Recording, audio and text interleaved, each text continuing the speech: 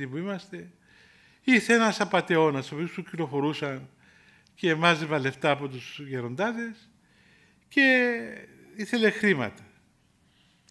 Ήθελε, να θυμάμαι καλά, ήθελε 1.000 δραχμές. Εμείς ήμασταν πάυτοχοι, δεν είχαμε χρήματα. Ο παππούς όμως, ο Γεροεσπίδιος, είχε μια σύνταξη από τον Ερυθρό Σταυρό που ήταν εφημέριος και του έστελνε η σύνταξη του κάθε μήνα 2.000-3.000 δραχμές. Τότε ήταν 300-400 ευρώ, δεν ήταν και πολλά.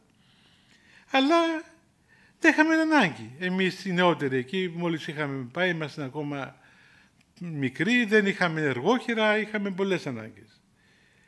Ήρθε ο απατεών εκεί στον γέροντα, του λέει: «Γέροντα, να μου δώσεις 1.000 ευρώ γιατί είχα ανάγκη η οικογένειά μου». «Να σου δώσω, βρε Γιάννη».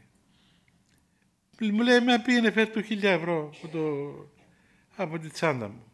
Εγώ αντέδρασα, λέω: «Γέροντα, μα έχουμε ανάγκη εμείς εδώ. Αυτός είναι επαγγελματίας, αυτή η δουλειά του. Αυτός είναι επαγγελματίας, ζητιάνος. Έτσι κάνει. Και θα πάει κι αλλού και θα μαζέψει κι άλλα. Θα του φέρω 500». Δεν μου απάντησε, δεν κατάλαβα τι μου είπε, κάτι μουρμούρισε. Εγώ δεν έδωσα σημασία, έδωσα 500 και τον εξαποστήλα.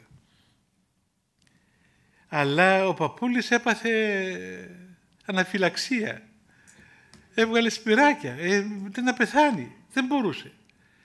Μου λέει: «Τι μου έκαμες, τι μου έκαμες». «Τι σου έκαμα, γέροντα?»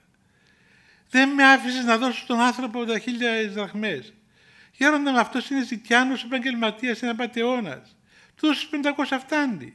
«Όχι, αυτός ήθελε 1.000». Καλά, ό,τι μας λέει θα του δίνουμε». Μα έτσι ήθελε ο άνθρωπος. Και εγώ δεν αναπαύομαι. Του λέω: «Είναι ψεύτης. Ψεύτης, κλέφτης, εγώ θέλω να του δώσω τόσα». Δεν αναπαύομαι με αυτόν που έκαμες. Να πιάσεις τις 500 δραχμές τις υπόλοιπες, να πάει να τον έβρει να του τις δώσεις.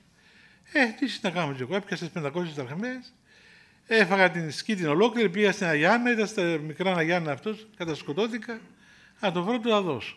Δεν ησύχασε ο παππούς. Μου λέει: «Δεν θα λειτουργήσει αύριο, αν δεν του δώσετε τα χρήματα αυτά».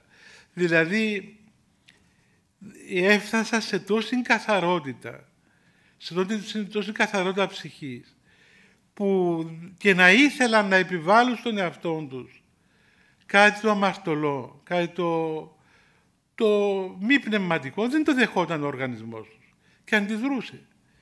Μια φορά ο γέροντάς μας, κάναμε εσπερινό στη σκήτη και είχαμε κάποιους ξένους. Κάποια στιγμή βλέπαμε τον γέροντα και βγαίνει από το κελί του και τρέχει προς το απλοταριά και κάνει μετό.